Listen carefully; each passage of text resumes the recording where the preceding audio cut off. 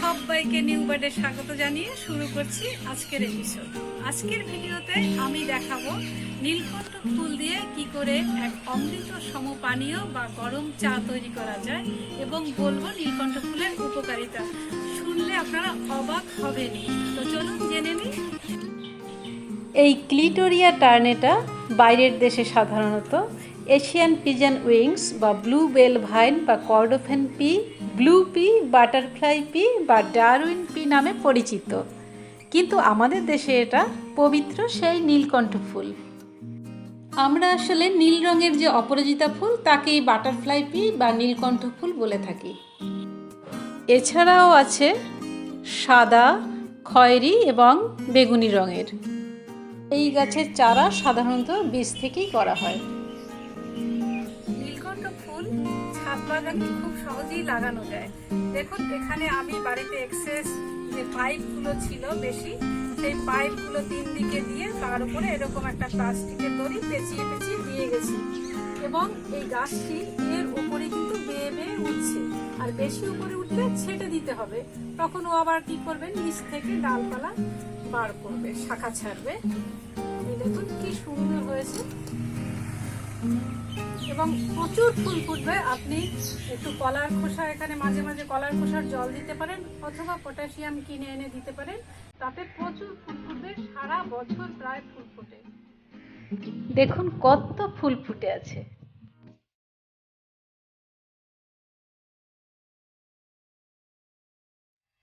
আমি এখন ফুলগুলো তুলবো, ফুলগুলো তুলে নিচ্ছি।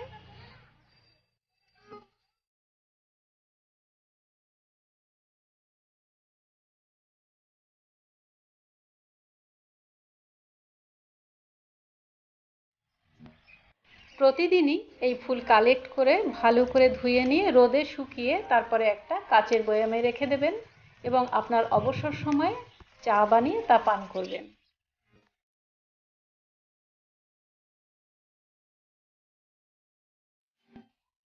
প্রথমে ফুলগুলোকে ভালো করে ধুয়ে নেব, কারণ ফুলে অনেক সময় পোকা থাকতে পারে, তাই ফুলগুলোকে ভালো করে পরিষ্কার করে ধুয়ে নিতে হবে। দেখুন কতগুলো পাখি। এবারে আমি একটা প্যানে করে জল ফোটাতে দেব। জলটা খুব ভালো করে কিন্তু ফুটতে দিতে হবে খানিকক্ষণ। জল ভালো করে ফোটা হয়ে গেলে ফুলগুলো দিতে হবে এবং তারপরে ঢাকা দিয়ে 3 মিনিট রেখে দিতে হবে। মিনিট 3-4 বাদে ঢাকনা খুলে একটা ছাঁকনিতে ছেঁকে নিতে হবে ভালো করে। এবারে আপনি আপনার পরিবারের সদস্যদের নিয়ে এটা উপভোগ করার জন্য তৈরি হয়ে যেতে পারেন। তবে মনে রাখতে হবে, পানীয় তৈরি করার জন্য কিন্তু নীল অপরাজিতাই লাগবে।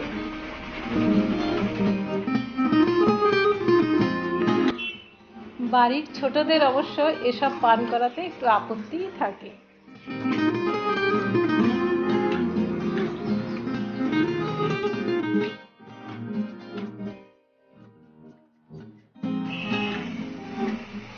আপনার মন যদি চায় তাহলে এর সাথে বাড়তি স্বাদ আর গন্ধ আনার জন্য আপনি যোগ করতে পারেন লেবু এবং মধু।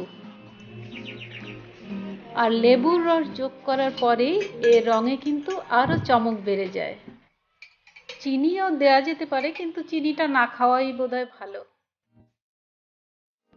গার্নিশিং এর জন্য আপনি লেবুরই একটা স্লাইস বেছে নিতে পারেন, কারণ কথায় আছে প্রথমে দেখনধারী তারপরে গুণবিচারী। এবারে এই সুন্দর পানীয়র পেয়ালা আপনার ঠোঁট স্পর্শ করার জন্য একেবারে রেডি। চিয়ার্স।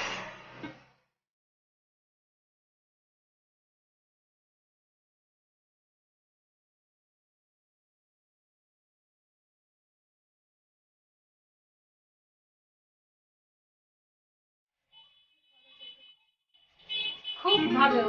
এর সাথে লেবুর ভিটামিন সি এবং মধুর নানা রকমের বিস্ময়কর গুণাগুণও যোগ হয়ে গেল। এই ফুলের নির্যাসে বহু রকম উপকারিতা রয়েছে, যা শুনলে তাজ্জব হতে হয়। প্রথমেই যেটা বলবো সেটা হচ্ছে ত্বকের জেল্লা বাড়ায়। অ্যান্টিঅক্সিডেন্ট সমৃদ্ধ এর নির্যাস ত্বকের বুড়িয়ে যাওয়াকে ধীর গতি এনে দেয়, যা অকাল বার্ধক্য রোধ করে, স্কিন টোন এবং টেক্সচারকে ইমপ্রুভ করে। এটা আপনার চুলকে নারিশ করে, চুল পড়া কমিয়ে দেয় বহু গুণ, আর চুলকে ঘন আর দীর্ঘ হতে সাহায্য করে। আর যদি নিয়মিত পান করেন তাহলে অকালপক্কতাও রোধ হবে। তাছাড়াও এতে আছে ট্যানিনস, পলিফিনলস এবং ক্যাটেচিনস এবং ততোধিক মূল্যবান ফাইটোনিউট্রিয়েন্টস, যা ট্রিমেন্ডাস মেমোরি বুস্টার, মানে আপনার স্মৃতিশক্তি থাকবে প্রখর। এর নির্যাস পান করলে ইউরিন পরিষ্কার হয় এবং শরীরের ব্যথা কমে, মন খারাপ দূরে রাখে, অ্যাংজাইটি কমায়, আপনার মেমোরিকে এনহ্যান্স করবে নানা দিক থেকে। মামনি, এটা খেলে কিন্তু ভালোই থাকে, তুমি মাঝে মাঝে আমায় দিও। বয়স্কদের জন্য এটা কিন্তু একটি উপকারী পানীয়।